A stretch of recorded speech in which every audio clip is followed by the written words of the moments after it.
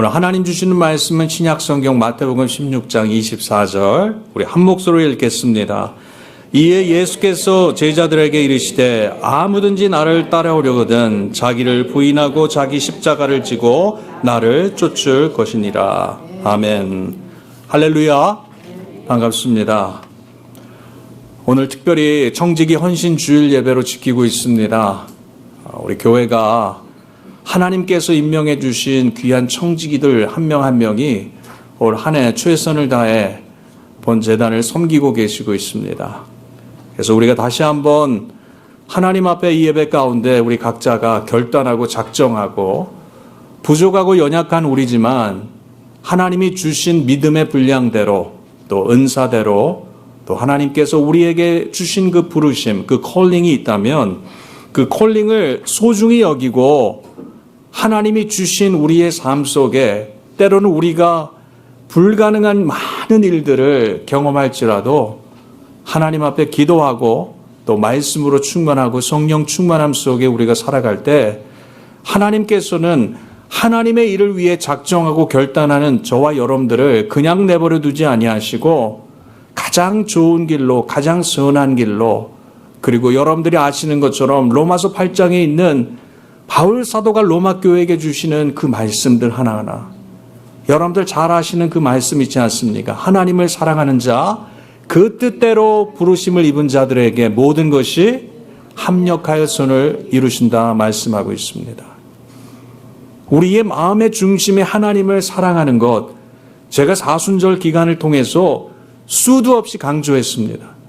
하나님의 사랑, 아버지의 사랑, 이 땅에 독생성자 예수 그리스도를 보내주시고 로마서 5장 8절의 말씀과 같이 아직 죄인된 우리들을 위해 하나님 사랑을 확증시켜 주시기 위해서 화목제물로 이 땅에 그 아들까지도 내어주신 그 사랑, 그 사랑을 깨닫고 그 사랑의 은혜와 감사와 감격으로 살아갈 때 그 하나님을 사랑하는 자, 그 뜻대로 부르심을 입은 그 부르심과 그 콜링을 입고 살아가는 자들, 우리의 삶의 환경, 우리가 살아가는 그 배경이 좀 다를지라도 순수하게 그 하나님을 향한 사랑이 늘 고정되어 있고 우리가 하나님의 부르심에 부족하지만 빌라델비아 교회같이 적은 능력으로 충성하고 주님의 이름을 배반치 아니하는 그러한 교회와 성도들로서 부름받고 최선을 다한다면 하나님은 마지막 때 심판의 때를 면하게 하시고 우리의 면류관을 빼앗기지 않는 하나님의 귀한 축복이 저와 여러분들과 함께 하실 줄로 믿습니다. 여러분들이 아시는 복음서의 내용들, 특별히 오늘은 마태복음에 대한 말씀을 나누고 있습니다. 마태복음에 처음 예수님이 이 땅에 오시는 그 모든 하나님의 그 예언이 이 신약시대를 통해서 이루어지는 그 하나하나의 모든 일들을 밝혀주시고 예수님의 그 족보, 흔히 얘기하는 지니알러지에 대한 쭉 얘기를 하시고 예수님의 어린 시절과 공생에 이제 시작하는 모든 그 시점들을 이 마태복음 저자가 복음서에 조금 다른 표현이지만 이 내용들을 기재하고 있음을 보게 됩니다. 복습을 합니다. 여러분들이 아시는 것처럼 사복음서의 내용 가운데 4권의 책 가운데 성서적으로 또 신학자들과 또 기독교 이 모든 역사학자들을 통해서 가장 첫 번째로 쓰여진 그 책이 뭐라고 했습니까? 복음서가 마가복음. 마태복음 순서가 아니고 마가복음. 그리고 마가복음이라는 것은 여러분들이 아시는 것처럼 절대적인 이 베드로라는 그 사도의 영향력을 받고 그 베드로의 사도의 영향력을 통해서 마가, 그리고 마태, 누가, 그리고 요한복음은 조금 다르게 여러분들이 쓰여 있음을 압니다. 요한복음과 요한 1, 2, 3서와 또한 요한계시록은 이 사도 요한을 통해서 거진 비슷한 내용들이 담겨져 있는 것 같지만 예수님을 향해 바라보는 그 시선과 복음을 받아들이는 그 사도 요한의 그 복음을 경험하고 그 예수님의 사랑을 어떻게 표현하고 있는가에 대한 조금 다른 표현의 내용들이 있지만 전체적으로 이 사복음서를 통해서 우리에게 주시는 핵심적인 내용이 뭐냐면 마태복음 1장 한번 펴보시겠어요? 마태복음 1장에 이 4복음서에 골고루 포함되어 있는 그 내용들이 우리에게 이제 전해주고 계심을 보게 됩니다. 마태복음 1장 21절을 보세요. 마태복음 1장 21절을 보니까 예수님의 탄생하심에 대해서 기록하고 있으면서 우리 한번 같이 읽어보겠습니다. 시작. 아들을 낳으리니 이름을 예수라 하라. 이는 그가 자기 백성을 저희 죄에서 구원할 자이심이니라 하니라. 아멘. 그러면서 22절에 이 모든 일에 된 것은 주께서 선지자로 하신 말씀을 이루려 하심이니라 말씀하고 있어요. 구약에 이미 하나님께서 선지자들을 통해서 말씀하신 이 예언의 말씀들 하나하나를 어떻게 하셨다고요? 다 되게 하셨다. 이루어 주시고 성취해 주신 말씀이라는 것입니다. 여자의 후손으로 창세기에 언급하고 있는 예수 그리스도의 이 땅에 오심을 우리는 이 성경의 구약과 신약의 말씀을 통해 잘 이해하고 그 이해하는 그 말씀이 어떻게 성취됐고, 그리고 이 땅에 진정한 메시아로 오신 예수님은 죄 가운데 살아가는 하나님의 백성들을 어떻게 하기 위해 오셨다고요? 구원하기 위해 오셨다는 것입니다. 지난주에 저희가 함께 나눈 말씀을 기억하시지 않습니까? 고린도전서 1장 18절의 내용과 같이 이 세상에서는 예수님의 그 십자가가 한없이 미련하고 패배하고 아무런 소용도 없는 것처럼 그렇게 조롱하고 비난할지 모르지만, 구원을 받고 살아가는 저희들에게는 그 십자가가 무엇이라고 얘기하고 있습니까? 구원을 얻을 저희들에게는 진정한 하나님의 능력임을 저희들에게 소개하고 있는 것처럼, 십자가에는 능력이 있음을, 십자가에는 진정한 이 땅에 구원받고 살아가는 주의 백성들이 어떠한 모습으로 살아가야 하는 예수 그리스도를 통해 주시는 지혜가 있고, 십자가를 통해 이 땅에 얻을 수 없는 참된 소망과 영생이 있음을 우리가 다시 한번 이 사순절 기간을 통해 이해하고 깨닫고 우리의 마음에 새길 수 있기를 주님의 이름으로 간절히 축원합니다. 이 마태복음의 1장부터 15장 제가 말씀드린 것처럼 예수님의 탄생과 공생의 모든 이 단계들 가운데 그 공생애를 시작하시고 예수님은 아마 한 번도 쉬지 않고 예수님이 머물고 예수님이 가시는 곳마다 수없이 많은 기적과 이적과 이 모든 그 하나님께 아들로서 이 천국 복음을 증거하시면서 인간이 그동안 경험해보지 못하고 인간이 상상하지 못했던 많은 일들을 행하셨음을 우리는 성경을 통해 보게 됩니다. 그래서 이 16장까지의 그 말씀, 15장까지의 말씀들 보니까 많은 병자들을 고쳐셨습니다. 성경 한번 보세요. 이제 16장을 시작하기 그 말씀의 내용들을 보면 많은 병자들도 고치셨고, 그리고 떡 7개와 그 생선을 가지고 또 4,000명이 넘는 많은 무리들을 또 한 번 더 이렇게 배불리 먹게 하시고 7 광주리에 차게 넘치는 놀라운 역사들을 행하시는 모습들을 보게 됩니다. 그래서 15장까지 줄기차게 예수님께서 이 공생애의 시간을 통해서 천국 복음을 증거하시고 그 기적과 이사와 놀라운 표적들을 보여주시고 계심을 보게 됩니다. 그리고 16장에 들어와서는 예수님께서 그러한 일들을 행하지 않으셨어요. 16장 초두에 보니까 악한 세대가 표적을 구한다고 하면서 아침에 하늘이 붉고 3절에 보시기 바랍니다. 흐리면 오늘은 날이 굽겠다 하나니 너희가 천기는 분별할 줄 알면서 시대의 표적은 분별할 수 없느니라. 그리고 악하고 음란한 세대가 표적을 구하나 요나의 표적밖에는 보여줄 표적이 없느니라 하시고 저희를 떠나가시니라 말씀하고 있어요. 악한 이 시대는 끊임없이 우리의 육체의 눈에 보이는 표적만을 쫓아 살아갑니다. 오늘날 우리가 살아가고 있는 우리의 믿음의 삶도 그런 것 같아요. 평생 예수님을 모시고 예수님을 믿고 살아간다 하면서도 조그마한 시련과 우리의 육체의 경험과 우리의 눈에 보여지는 것 때문에 쉽게 상심하고 쉽게 우리의 삶에 절망하고 우리의 믿음이 이렇게 저렇게 시들어가는 모습들을 바라보면서 참 예수님이 보시기에 어떠한 모습인가를 우리는 다시 한번 생각하게 됩니다. 이 사순절 기간을 통해 철저하게 우리가 다시 한번 깨닫는 것은요, 죄인된 우리를 살리기 위해 죽을 수밖에 없는 저희들에게 생명 주시기 위해 예수님은 그 생명까지 우리에게 어떻게 하셨습니까? 내어주시고 그 십자가상에 결국 죽으셨다는 것입니다. 누구를 위해? 우리를 위해, 내 자신을 위해서 예수님께서 처절한 그 십자가의 그 처형, 그 죽으심을 통해서 우리의 죄악을 대속해 주셨다는 것을 보게 됩니다.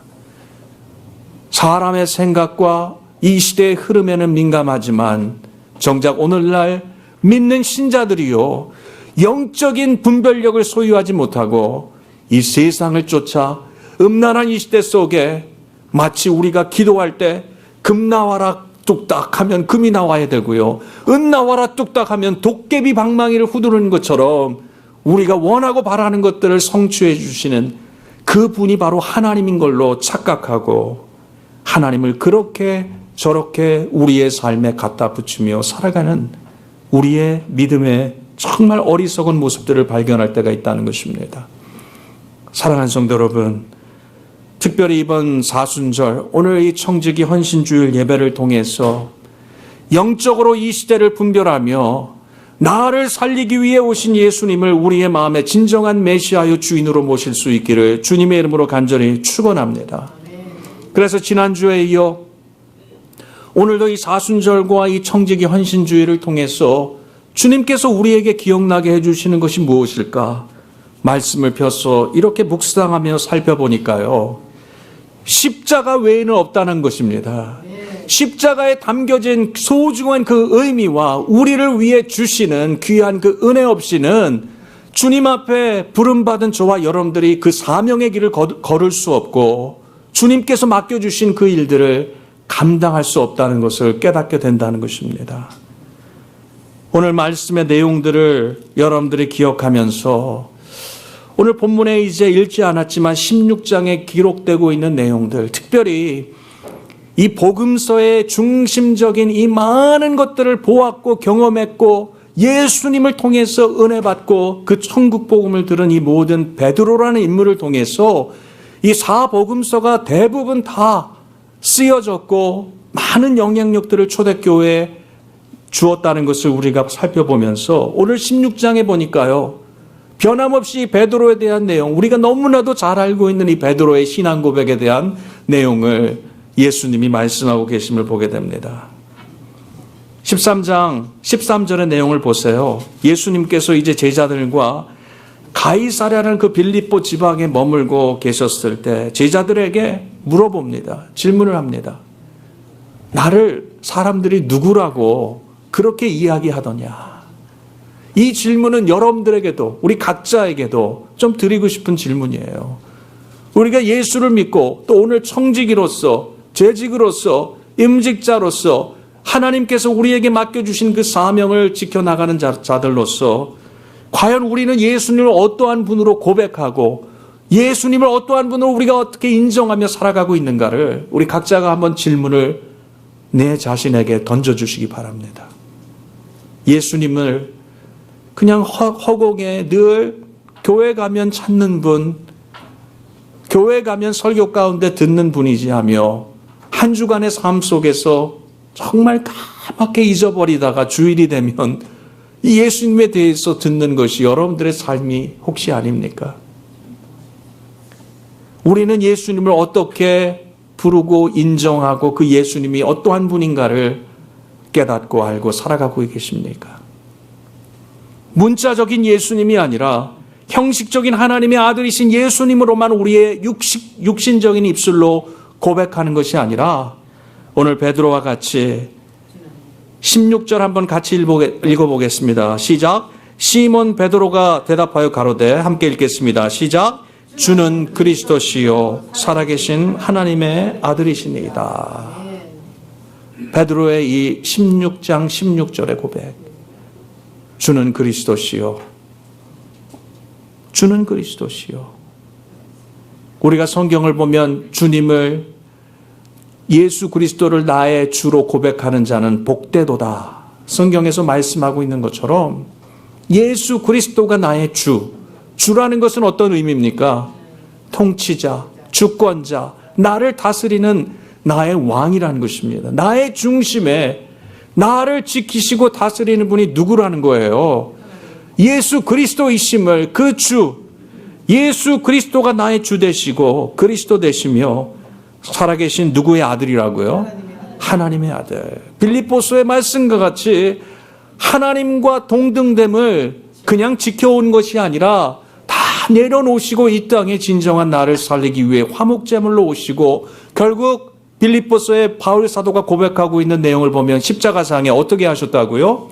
죽으셨도다 말씀하고 있는 것처럼 예수님이 진정한 나의 주인 되시고 나의 삶의 모든 영역을 통치하시는 주권자요 통치자이심을 고백하는 자들, 그리고 성경의 예언의 말씀, 그 말씀의 내용대로 마태복음 1장에 기록하고 있는 내용처럼 구약의 성경의 선지자들을 통해 예언하신 그 말씀의 성취를 통해 죄인을 구원하기 위해, 우리에게 구원을 얻게 하기 위해 하나님의 아들이신 예수께서 이 땅에 오셨음을 우리가 분명하게 고백하며 살아갈 수 있는 저와 여러분들의 믿음이 될 수 있기를 바랍니다. 그 믿음을 보시고 예수님께서는 17절에 뭐라고 말씀하십니까? 바요나 시몬아 내가 복이 있도다. 이를 내게 알게 하시니는 혈육이 아니요 하늘에 계신 내 아버지시니라. 그리고 18절 한번 같이 읽어보겠습니다. 시작. 또 내가 내게 이르노니 너는 베드로라. 내가 이 반석 위에 내 교회를 세우리니 음부의 권세가 이기지 못하리라. 아멘. 그렇습니다. 이 복음과 이 생명은요, 우리의 혈육에 의해서 우리의 지식적인 우리가 세상을 통해 얻을 수 있는 것이 아니라 오늘 성경에 보니까 하늘에 계신 내 아버지 하나님께서 예비하신 것이요 하나님께서 이것을 이루어 주셨고 성취해 주셔서 이 땅에 예수 그리스도를 통해 완성해 주신 복음이요 생명이요 구원이라는 것을 저희들에게 증거하고 있다는 것입니다. 그래서 이 지상세계의 교회는요 누구의 핏값으로 세워진 거예요? 예수님의 핏값으로 세워진 교회라는 것입니다. 진정한 예수님을 누구라고 고백하는가? 주는 그리스도시요 살아계신 하나님의 아들, 진정한 이 땅의 통치자요 만왕의 만유의 주로서 이 땅에 오시어서 그냥 계셨던 것이 아니라 하늘에 그 미랄이 땅에 떨어져 그대로 있는 것이 아니라 철저히 썩어지고 죽어짐을 통해 희생함을 통해 헌신함을 통해 예수님의 그 죽음 위에 희생 위에 세워진 교회가 바로 이 지상세계의 교회이고 우리 꿈과 사랑의 교회라는 것입니다. 그 예수 그리스도의 핏값, 진정한 그 모퉁이돌 되시는 예수님, 그 흔들림 없는 반석 위에 세운 그 교회가 조금씩 성장하고 자랄 때 외적인 성장을 통해 사람들은 많은 저울질을 합니다. 교회의 건물을 통해, 성도의 숫자를 통해. 그러나 교회는 건물과 성도의 숫자가 아닌 예수 그리스도의 흔들림 없는 반석, 그 주춧돌 위에 세워진 것이 바로 이 성경을 통해 예비하신 참된 교회라는 것을 깨달을 수 있어야 한다는 거예요. 그래서 예수 그리스도만 꽉 붙잡고 우리의 삶의 주인 자리에 모시며 그 주로 그리스도로 우리가 믿음으로 바라보며 하나님께서 예비해 주신 진정한 생명과 구원 공동체임을 기억할 때요, 오늘날 교회가 얼마나 많은 그 세상의 어려움 속에 무너지고 있습니까? 요동치고 있습니까? 그러나 주님이 예비하신 이 지상 교회는요, 반석 위에 세워진 교회들, 그 교회는 어떠한 환경 속에서도 세상의 눈으로는 흔들리고 세상의 눈으로는 요동칠지 모르지만 음부의 권세가 절대로 해하지 못하는 믿음 공동체라는 것을 주님은 선포하고 계시다는 것입니다. 바라게 우리 꿈과 사랑의 교회가 그런 교회가 되었으면 좋겠어요. 이 마지막 때를 통해 교회는요 점점 왜소해지고 축소해가고 있습니다. 앞으로의 이 시대 가운데 많은 젊은이들이, 여러분들 이전에 말씀드렸잖아요, 아날로그와 같은 이 세대에서 디지털 시대로 변화되고 이제는 여러분들 아시는 것처럼 AI 시대, 빅데이터라는 그 많은 그 데이터의 방대한 것들을 AI 시스템을 통해서 이루어가는 그러한 시대. 그런데 앞으로 이제는 그러한 방대한 그 데이터들을 스스로 사고하는 AI 시대를 저희가 살아가고 있다면요, 그 앞으로의 다음 시대는 이러한 로봇이나 사람이 만들어 온 이 기계가 스스로 사고하고 판단하는, 그것을 AGI 시대라고 하더라고요. 저도 잘 모르지만 들은 풍월로 그런 AGI 시대예요. 그래서 사람들이 로봇을 구입해서 내 친구, 심지어는 와이프, 허스밴드로 그렇게 만들어 놓고 내가 생각했던 그러한 나의 남편, 내가 생각했던 나의 아내, 내가 바라는 그러한 모습들을 하나하나 다 입력해 놓고 스스로 사고해서 내가 원하는 대로 그렇게 내 삶에 살아갈 수 있는 그러한 모습들이 이제 앞으로 펼쳐지게 된다는 것입니다. 인간이 얼마나 편리할지, 인간에게 얼마나 많은 이익이 될지 모르겠습니다. 심지어는 목회자들도 이 AI를 응용해서 설교를 준비하고 설교를 성도들에게 전달하고 있어요. 저는 절대적으로 그것을 반대하는 것입니다. 성경을 하나님께서 쓰게 하시고 성경을 기록하게 하신 것은요, 이 성경을 통해 우리에게 주시는 분명한 이 성경이 사람을 통해 시작되었던 그 순간, 하나님은 하나님의 영감이라는 단어를 쓰고 계시잖아요. 우리는 하나님께서 하나님의 형상대로 지어주셨고 하나님의 생기를 우리에게 불어넣어 주셨기 때문에 하나님의 분명한 생명을 갖고 있지 않으면 하나님을 통해서 믿는 저와 여러분들의 삶 속에 말씀의 영감을 받고 말씀의 영감을 전달할 수 없다는 것입니다. 그것은 어떠한 환경 속에서도 로봇가, AI의 그 시스템이 흉내를 내고 은혜를 주는 척 할지 모르지만 그것이 우리에게 이루어질 수 없다는 것입니다. 제가 이렇게 인터넷에서 이러한 관련들을 저희 총무님이, 총무 목사님이 많이 보내주세요. 이렇게 보고 이렇게 읽고 저는 이게 흘립니다. 그런데 거기에 보니까 아주 재미있는 얘기를 이렇게 하고 있더라고요. 어떤 목사님이 이런 글을 쓰셨어요. 자기가 AI에게 지금 현재 목회를 하고 있는데 이 여러 가지 목회 가운데 얼마나 많은 예상하지 않는 많은 정말 일들이 벌어지고 원치 않는 핍박과 어려움들이 있어서 그 해답을 찾기 위해서 이러한 그 로봇, AI 시스템에 물어봤다고 합니다.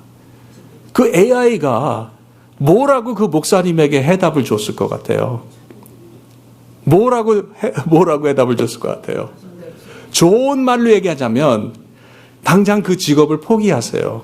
조금 과하게 얘기하자면 때려치우라는 겁니다. 왜 그렇게 손해보고 왜 그렇게 말도 안 되는 일들을 경험하면서 왜 그것을 고수하려고 하는가? 어떻게 보면 납득되잖아요. 어려움을 감수하고 인내하고 참아주고 성경의 말씀과 같이 사랑은 허다한 죄를 덮는다고 했는데 그것을 어떻게 우리가 끝까지 참을 수 있는가? 우리 인간이 만들어 온 로봇과 AI 시스템은요, 이해할 수 있겠습니까? 절대로 이해할 수 없다는 것입니다. 선으로 악을 이긴다는 것은요, 이해할 수 없는 이 세상이 깨닫지 못하는 영역이라는 것입니다. 그래서 오늘 본문의 말씀에 우리가 다시 한번 이 16장 오늘 읽은 내용들 하나하나를 우리가 붙잡으면서 오직 예수 그리스도의 십자가 외에는 우리의 인생 속에 영원한 승리가 없다는 것입니다. 지난주 고린도전서 1장의 말씀을 통해서 예수 그리스도의 십자가는 우리에게 구원을 얻게 하셨고 예수 그리스도의 십자가는 우리에게 영원한 승리를 주셨다고 제가 말씀드렸잖아요. 이 세상의 어떠한 것들도 영원하지 않다는 것입니다. 그러나 오직 십자가의 영광만이, 십자가의 구속을 통해 우리에게 주신 영생과 귀한 소망만이 영원하다는 것을 다시 한번 여러분들의 마음속에 믿을 수 있기를 원합니다. 그래서 오늘 본문에 베드로에 대한 그 중요한 그 example, 그 예를 통해서 이러한 그 중요한 그 신앙의 고백과 예수님께서 이러한 고백 공동체를 예수 그리스도의 반석 위에 이제 세워가시는 그 교회로서 포메이션, 세워가는 그 모든 일들 속에 다시 한번 21절 이하의 단락을 보시면요, 예수님은 15장까지 줄기차게 달려오셨어요. 많은 이적과 많은 행적들을 하면서. 그런데 16장에 쉬어가시면서 제자들과 그 중심의 베드로를 딱 불러서 얘기하시는 겁니다. 다른 얘기가 아니에요. 예수님의 죽으심과 예수님의 부활하심을 다시 한번 강조하시고 이야기하시고, 예수 그리스도의 이후에 세워질 교회에 대해서 베드로의 고백과 이 베드로 그 반석이 세워지는 그 의미를 주시면서, 베드로가 그렇게 찬란하게 영광의 빛을 비추는 그때 베드로는 예수님을 사랑했던 제자였습니다. 그 사랑이 변치 않는다고 생각했던 자신의 그 믿음을 간직하면서 예수님을 바라봤던 거예요. 그러나 세상의 사랑은 영원합니까? 영원하지 않습니다. 베드로는 예수님을 향해 인간적인 사랑과 흠모와 정을 가지고 그렇게 예수님을 바라봤지만, 예수님께서 23절의 내용을 보세요. 22절에 베드로가 이제 예수님의 그 죽으심과 그 부활하심에 대한 소식을 듣고 22절에 뭐라고 합니까? 예수를 간절히 붙들고 간하여 가로되 주여 그리 마옵소서, 이 일이 결코 주께 미치지 아니하리다. 아주 잘 포장해서 오늘 본문에 이렇게 얘기하고 있지만요, 우리가 흔히 알고 있는 것처럼 베드로의 성정이 어떤 성정이었습니까? 불같은 성정이었어요. 불의를 보면 참지 못하고 그런 다혈질적인 성격이었을 텐데, 제자들 가운데 베드로가 이 일을 들었을 때요, 얼마나 화를 내고 버럭버럭하면, 예수님, 내가 예수님을 위해서 죽을지언정 이런 일들은 내가 눈 뜨고 볼 수 없습니다. 그럴 때 예수님께서는 다 이미 아시잖아요. 앞으로 이루어질 일을 다 아시는 예수님, 23절에 보니까 베드로에게 그렇게 그 전 단락만 해도 너 위에, 베드로 위에, 반석 위에 교회를 세우고 천국 열쇠를 주신다고 한 그러한 그 예수님의 극찬 뒤에 예수님께서는 베드로에게 사단아 내 뒤로 물러가라, 너는 나를 넘어지게 하는 자로다. 내가 하나님의 일을 생각하지 아니하고 도리어 사람의 일을 생각하는도다 말씀하고 있어요. 하나님의 일이 아닌 누구의 일을 생각한다고요? 사람의 일을 생각한다는 거예요. 이것이 바로 복음을 받아들이고 복음으로 말미암아 우리가 살아가는 우리 믿음의 신자들의 중요한 모습을 지적하고 있는 내용이라는 것입니다. 그래서 오늘 이 본문에 이어지는 말씀과 오늘 16장 24절의 말씀을 통해서 첫 번째로 좀 나누고 싶은 것은요, 우리가 주님이 원하시는 헌신의 길을 살아가기 위해서 오늘 23절 이하의 그 말씀 속에 24절 다시 한번 보세요. 예수께서 제자들에게 이르시되 아무든지 나를 따라오거든 자기를 부인하고, 첫 번째로 자기를 부인하라고 했어요. 자기를 부인하고, 23절에 하나님의 일이 아닌 누구의 일을 생각한다고요? 베드로가 사람의 일. 그래서 저는 이 말씀들을 묵상하면서 그런 마음이 들더라고요. 사람의 일에 얽매여서는 안 된다는 것입니다. 첫 번째로 여러분들 저를 따라해 보세요. 사람의 일에 얽매여서는 안 됩니다. 그렇습니다. 사람의 일에 얽매여서는 주님의 일을 감당하지 못하는 거예요. 우리가 예수 믿는다고 하면서 교회에서는 목사요, 장로요, 권사요, 안수집사요, 서리집사요, 모든 직분자라고 하면서 우리가 사람의 일을 생각하고 사람의 일에 얽매여서는 주님의 일을 감당할 수 없다는 것입니다. 오늘 24절에 자기를 부인한다는 이 부인이라는 단어, 이것은 부정한다는 단어가 아닙니다. 자기를 부인한다는 단어는 어떤 의미냐면 이 원어의 그 뜻이 아주 명확하게 저희들에게 설명하고 있어요. 자기 자신을 이겨낸다는 거예요. 저를 따라해보세요. 자기 자신을 이겨낸다. 영어로 쉽게 얘기하자면요, 내 스스로를 overcome 하는 거예요. overcome. 나의 생각과 나의 관념과 나의 습관과 나의 주관과 나의 경험과 내가 그동안 익숙해왔던 모든 것들을 당연시하면서 예수님을 섬길 수 없다는 것입니다. 앞에 우리가 함께 나눈 것처럼 예수 그리스도를 우리의 주로, 다시 말해서 나의 삶의 주인과 통치자로 우리가 모시며 살아간다는 것은요, 내 삶의 진정한 목적이 누가 되어야 된다는 거예요? 예수 그리스도. 그래서 우리는 부족하지만 십자가의 길을 예수님이 보여주신 대로 그 발자취를 쫓아 나의 자신을 부인하며 내 삶의 나를 이기고 나를 극복하고 나의 자아를 넘어 예수 그리스도의 진정한 하나님을 믿는 백성들로 그 믿음의 고백으로, 베드로의 그 믿음의 고백과 같이 예수님을 나의 진정한 주, 나의 진정한 anointed one, 이 땅에 하나님께서 보내주신 그리스도요 하나님의 아들로 모시면서 우리가 그 주님과 동행하는 저와 여러분들이 되어야 한다는 것입니다.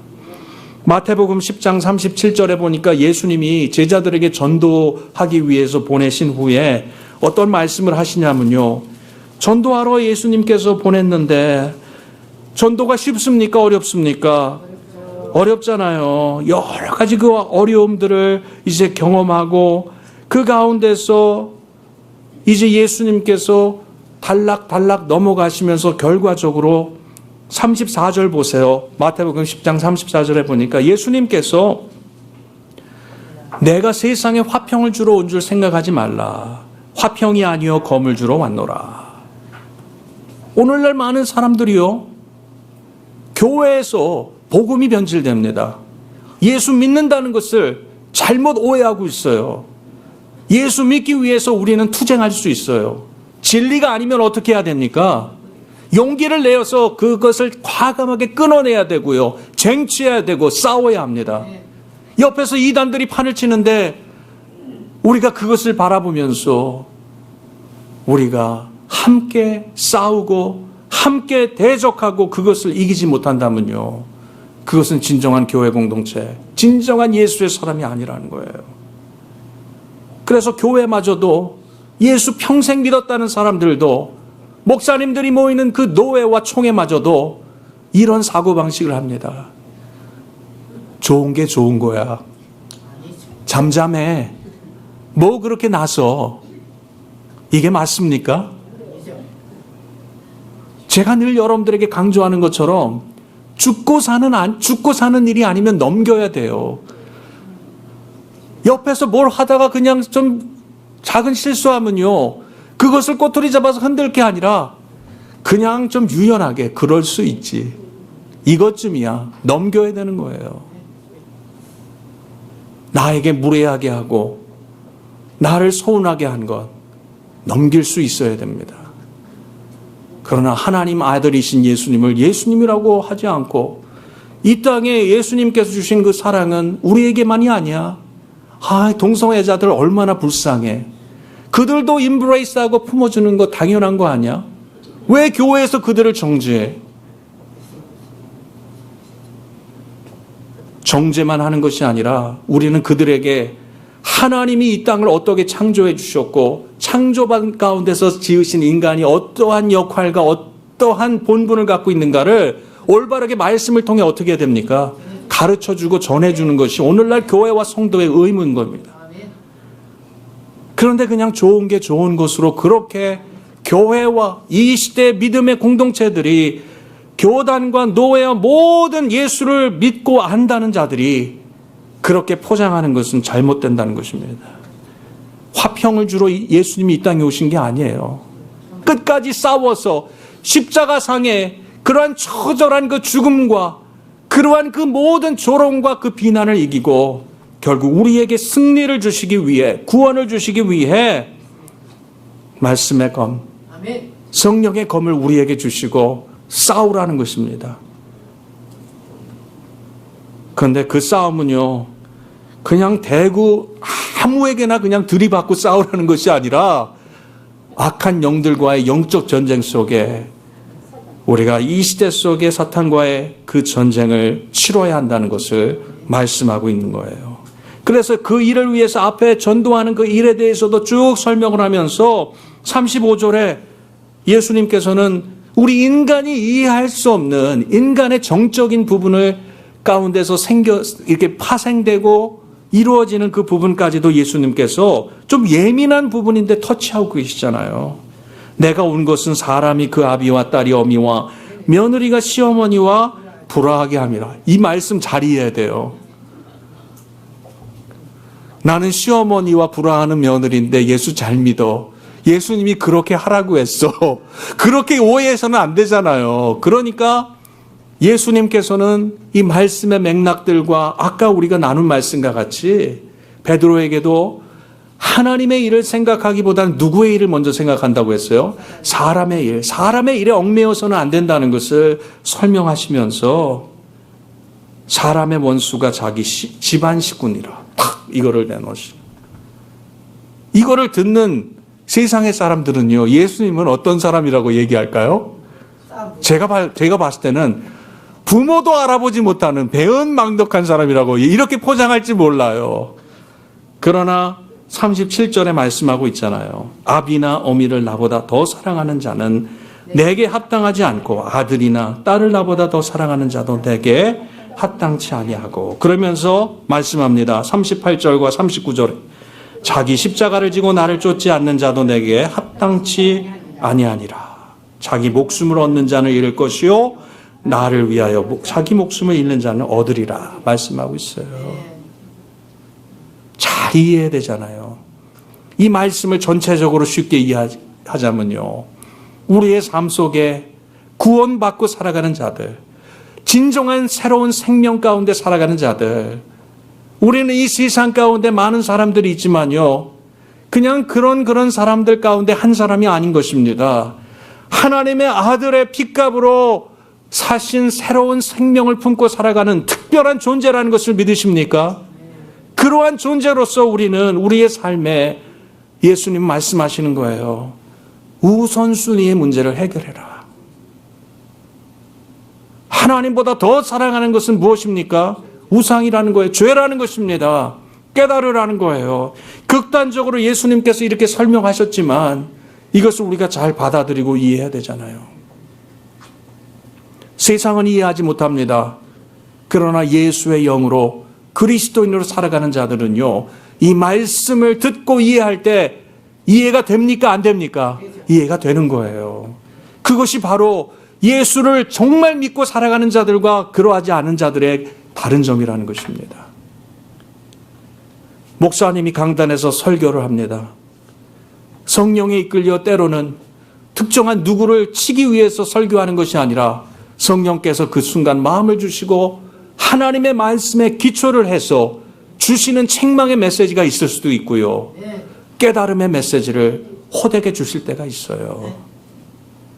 믿음이 있고 예수의 영으로 살아가는 자들은요, 그것을 받습니다. 아, 나에게 주시는 말씀이구나. 내가 이것을 회개하지 못한 것을 깨닫게 해주시는구나. 그러나 믿음이 없고 예수가 나의 삶의 우선순위가 아닌 자들은요, 이것 때문에 시험받습니다. 이것 때문에 교회를 떠나는 거예요. 이것 때문에 하나님을 정죄하고 교회 안에 문제를 만들어가는 것입니다. 사랑하는 성도 여러분, 하나님의 말씀을 말씀으로 받을 수 있는 은혜를 소유할 수 있기를 주님의 이름으로 축원합니다. 오늘 베드로를 향해 말하는 거예요. 예수님을 누구라고 하였던 그 질문 위에 좋은 명답을 주었지만 예수님을 바라보는 세상적인 육신적인 사람의 일을 생각하던 그 베드로를 향해 사단아 물러가라, 예수께서 과감없이 선포하고 과감없이 책망하였던 그 말씀처럼 내 안에 예수님을 향해 어떠한 시선과 어떠한 우선순위에 그러한 그 하나하나를 정하고 살아가는가를 철저하게 다시 한번 기억하고, 어떠한 상황 속에서도 예수님을 향한 우리의 믿음이 변질되지 않도록 나를 부인하고 내 삶의 나의 생각과 마음과 내 자신의 모든 삶의 영역 속에 주님보다 앞서지 않을 수 있는 저와 여러분들의 믿음이 되어야 된다는 것을 말씀하고 있다는 것입니다. 저를 따라 보세요. 주님보다 앞서가지 맙시다. 그렇습니다.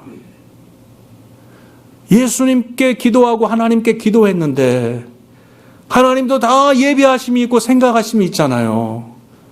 그런데 우리는 기도하기 전에 이미 답을 가지고 기도하는 거예요.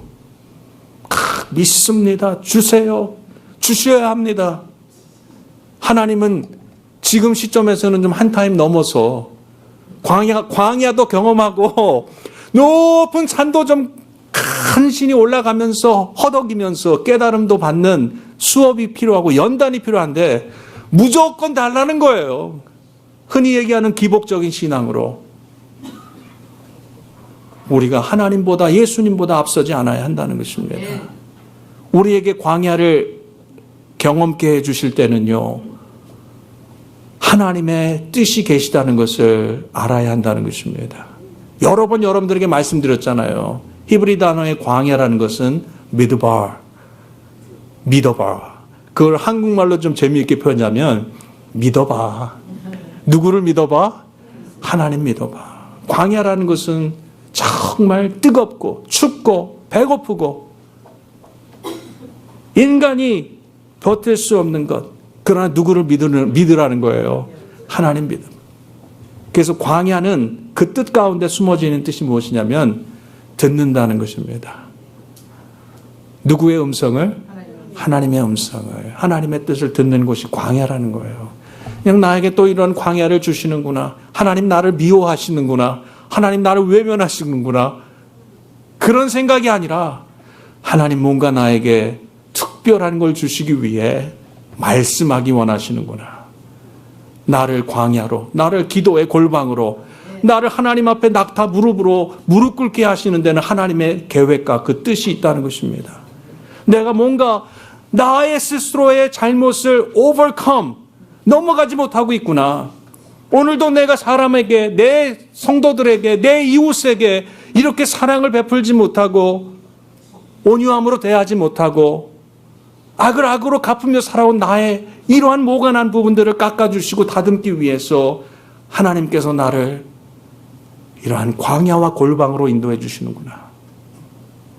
이번 사순절뿐만 아니라 청직이 임명받은 모든 여러분들이 여러분 스스로를 넘어설 수 있기를 주님의 이름으로 축원합니다.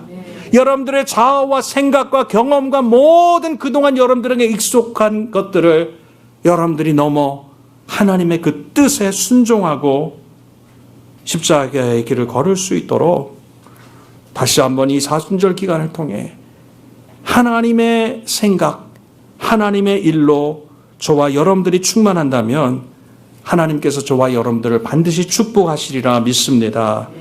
여러분들이 아시는 로마서 8장의 말씀들을 여러분들 보시면 정말 주옥과 같은 말씀들이 있잖아요.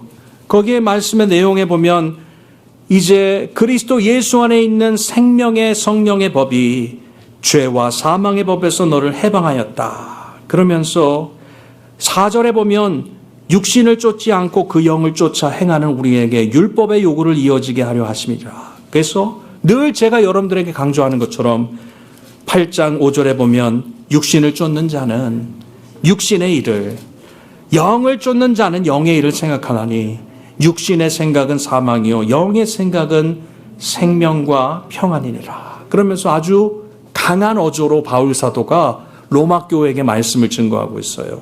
육신의 생각은 하나님과 원수가 되나니 이는 하나님의 법에 굴복치 아니할 뿐 아니라 할 수도 없음이라. 그리고 그 다음에 육신에 있는 자들은 하나님을 기쁘시게 할 수 없느니라. 아멘. 육신의 생각, 이것이 굉장히 무서운 것입니다. 끊어내기가 힘든 것 같아요. 제가 실제적으로 상담을 하다 보면 예전에 그런 얘기를 하는 거예요. 목사님, 내 스스로의 잘못과 단점을 다 알아요. 그런데 고치지 못하겠어요. 어떡하죠? 그냥 다 듣고 말아야 되는데 이걸 자꾸 누구에게인가 전하고 얘기해야만 내 속이 너무나도 시원하다는 거예요. 그런 분들 있을까 없을까요? 있죠. 그냥 뭘 혼자만 알고 있기에는 너무 간지러워서 이거를 누구에게인가 얘기하면서 집사님, 권사님 아무한테도 얘기하지 말고 당신만 알고 있어. 그랬더니 그 다음에 다 모든 사람들이 알고 있는 내용들이 교회 안에 있어요. 살다 보면 경험합니다. 그러면서 정말 그것 때문에 상처받은 사람들이 찾아와서 기도 부탁하고 눈물을 흘리는 거예요. 목사님, 왜 이렇게 고쳐지지 않을까요? 정말 사람은 변하지 않는 걸까요?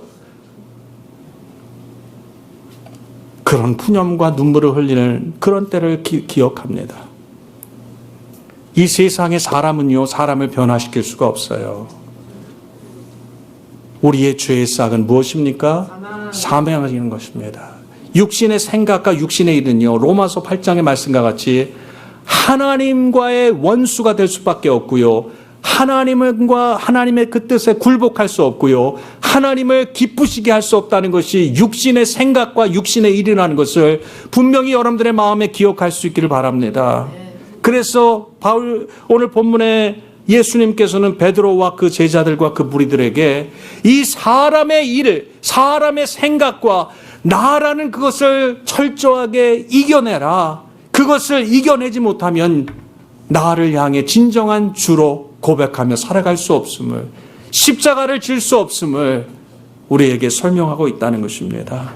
그래서 마태복음 16장으로 다시 돌아가서 두 번째로 예수님께서 말씀하시는 내용은 무엇입니까? 16장 24절에 뭐라고 하고 있죠? 나를 부인하고 자기 십자가를 지고 나를 쫓을 것이다. 자기의 십자가를 지고 나를 쫓을 것이다. 우리의 무엇을 지라고요? 십자가를 지라. 저를 따라보세요. 나의 십자가를 지라. 그렇습니다. 여러분들에게 주신 십자가가 뭔지, 우리 각자에게 허락해 주신 주님의 십자가, 큰 십자가가 있죠. 구원받고 살아가는 주님의 청지기들로 우리가 공통적으로 이 땅의 복음을 위해 사역하고 헌신하는 그 십자가가 있고요. 또 개개인들 여러분들의 삶 속의 가정, 그리고 여러분들의 삶의 현장에서 나에게 주신 십자가가 있습니까? 없습니까? 있어요.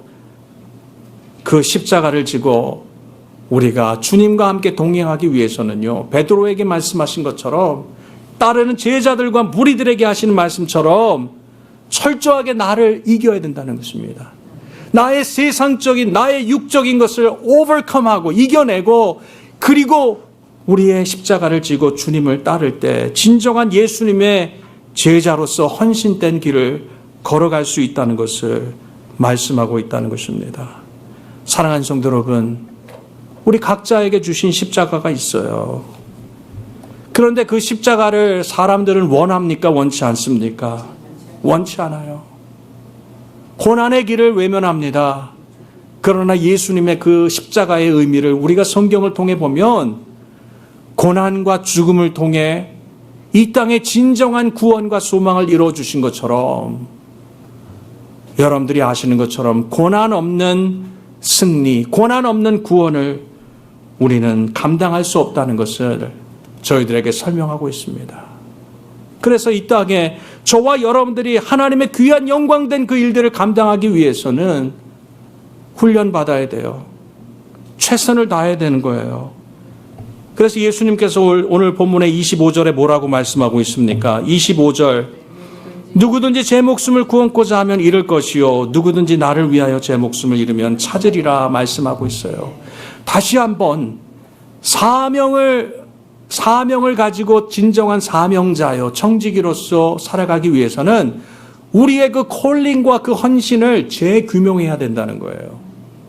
그렇지 않으면 감당할 수 없는 거예요. 과연 나는 지금 무엇을 위해 살아가고 있는가? 누구를 위해 살아가고 있는가? 무엇을 하며 살아가고 있는가를 올바르게 재규명하고 우리가 다시 한번 우리의 마음속에 기억하고 다짐하고 결단하지 않으면 결국 뭔가 열심히 하지만 사망과 죽음의 길, 육신의 생각을 갖고 그 길을 걸어갈 수밖에 없는 우리의 나머지 인생이 될 수밖에 없다는 것입니다. 사랑하는 성도 여러분, 자기의 십자가를 지라. 오늘 본문에 말씀하고 있습니다. No suffering, no crown. 우리가 고난과 역경과 이 핍박 없이는 no crown, 진정한 영광이 우리 가운데 있을 수 없다는 것을 저희들에게 말씀하면서 우리의 삶 속에 제가 여러분들에게 좀 드리고 싶은 팁이 있어요. 그것이 뭐냐면 우리의 삶에 주신 십자가, 사명과 또 각자의 그 재직으로서의 그 직분을 어떻게 우리가 감당할 수 있을까? 가정에서는 왕 같은 제사장으로 아버지의 롤, 어머니의 롤, 그 역할들, 자녀들, 부모의 그 역할들, 직장에서, 교회에서 그것들을 어떻게 감당할 수 있을까? 성경을 통해 저와 여러분들 먼저 좀 기억해야 될 것이 무엇이냐면요. 말씀으로 살아가기를 바랍니다. 말씀으로. 저는 이 말씀이 무엇일까? 그것을 정의한다면 많은 정의 내릴 수도 있잖아요. 그 말씀이 육신이 되어 이 땅에 오신 것처럼 그 말씀 바로 하나님이시잖아요. 그런데 그 여러 가지 말씀을 바라보는 그 시각과 각도에서 우리가 정의 내리고 받아들이고 깨닫는 그 부분들이 있지만 저는 말씀을 여러분들에게 이렇게 늘 얘기합니다. 말씀은요, 영적인 거울이에요. 그래서 여러분들의 삶 속에 나의 모습이 남에게 비추기 위해서 조금 더 잘생기고 조금 더 이뻐 보이고 조금 더 정결하고 깨끗하게 바르게 우리가 살아가기 위해서 우리는 아마 여성분들이라면 더하죠. 밖에 외출하기 전에 거울을 많이 보잖아요. 제 아내도 거울을 많이 보더라고요. 이쁜데도 또 보더라고요. 그러면서 이렇게 얘기하는 거예요. 자기가 보이지도 않는데, 거울로 보이지도 않는데, 뒷머리 삐쳤어? 그렇게 얘기하는 거예요. 그럼 저는 그냥 성의 없이 얘기하죠. 아, 이뻐. 괜찮아. 잘 됐어. 이렇게 누구에겐가 내가 사람들에게 나의 자신을 비추어 갈 때도요. 정말 요리 보고 조리 보고 잘 보이기 위해서 그 사람에게 뭔가 호감을 받기 위해서 보다요.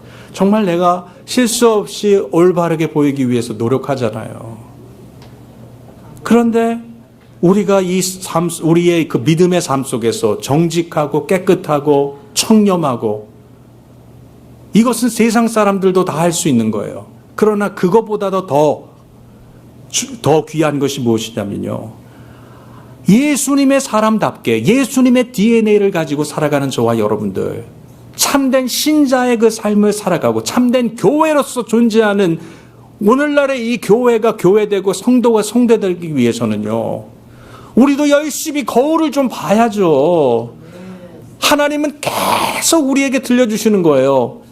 야, 네가 그렇게 잘났냐? 너 자신을 알라. 계속 얘기해 주는 거예요. 근데 듣습니까? 안 듣습니까? 안 들리는 거예요. 이 권사님 열심히 기도하고 은혜 충만하고 늘 성령 충만과 은혜 속에 가득해서 살아가는데 정작 하나님의 음성은 듣지 못하는 거예요. 예민하지 못한 것입니다. 민감하게 반응하지 못해요. 하나님은 이 시대를 향해서 우리가 청지기로서의 그 역할을 감당하기 위해 육신의 일이 아닌 하나님의 일을 생각하고 그 일을 감당하기 위해 먼저 우리 각자 자신을 알라. 어디에 우리의 삶을 비춰봐야 되는 거예요? 하나님의 말씀. 그 영적인 거울 앞에 우리의 삶을 비춰봐야 한다는 것입니다. 세상 사람들도요. 우리가 교통수단인 자동차를 타다가 고장이 나면요. 어디 갑니까? 정비공장 가잖아요. 메카닉에게 가서 우리가 진단하고 대충 타다 보면 어디가 문제인 거 알지만 가서 그 문제를 확인해야 돼요. 영어로 얘기하면 검진한다는 것, diagnose라고 하잖아요. 그래서 전문가가 보았을 때 이것이 무슨 문제다. 우리의 육신적인 질병도 그래요. 누구에게 가서 보입니까? 의사에게 봐야 돼요. 그래야지 어떠한 그 병이 우리의 몸에 퍼져 있는가, 그것을 어떻게 치료하는가를 분명하게 diagnose, 검진할 수 있는 것처럼 우리도 우리의 영적인 삶이 어떠한 것인가? 겉으로 봤을 때는 그냥 좋은 게 좋은 거로 아무 일도 없이 평탄해 보이지만 그 내면 속에 정말 썩어져가는, 깊어져가는 그 쓴뿌리를 해결하지 못하고 있는 나의 영적인 어둠 속에 갇혀있는 내 자신이라면요, 영적인 거울 앞에 내 자신을 비추고 하나님의 말씀을 통해서 하나님께서 나에게 주시는 그 음성이 뭐고 나에게 주시는 그 처방전이 무엇인가를 제대로 알아야 한다는 것입니다. 그것을 알지 못하면요, 버틸 수 없어요. 목사들도 마찬가지입니다. 목회를 하면서 버티는 버티는 목회자들도 있고요, 버티지 못하고 이 목회를 이탈하는 자들이 있어요. 어떤 목사님들은 목회를 왜 그만두셨어요? 실제적으로 물어보면 이런 얘기를 해요. 더 이상은 견디지 못하겠어요. 더 이상은 참지 못하겠습니다.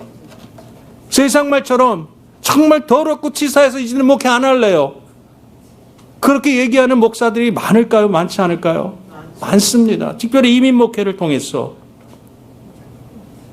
저는 오늘날 목회자들이 말씀이 고갈되고 기도가 메마를 때요, 목회를 끝까지 감당할 수 없다는 것은 분명한 답이라는 것입니다.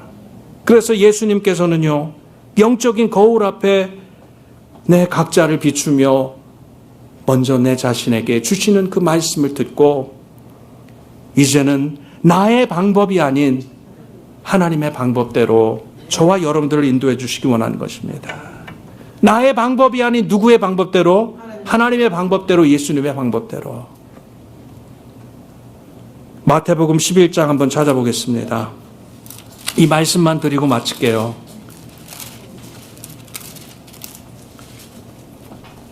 나의 방법이 아닌 예수님의 방법대로, 하나님의 방법대로 우리가 어떻게 끝까지 견디고 승리하고 바울 사도의 표현과 같이 믿음의 경주를 경주하며 끝까지 결승 라인, 마지막까지 달려갈 수 있을까? 마태복음 11장 28절로부터 30절 찾으신 분들 한번 같이 읽어보겠습니다. 시작. 수고하고 무거운 짐진 자들아, 다 내게로 오라. 내가 너희를 쉬게 하리라.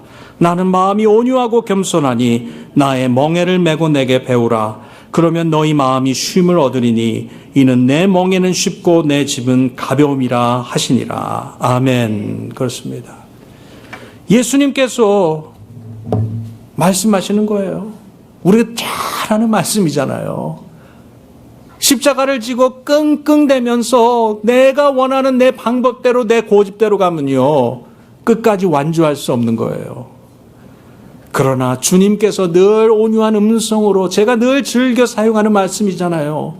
수고하고 무거운 짐진 자들아, 다 내게로 오라. 내가 너희를 쉬게 하리라.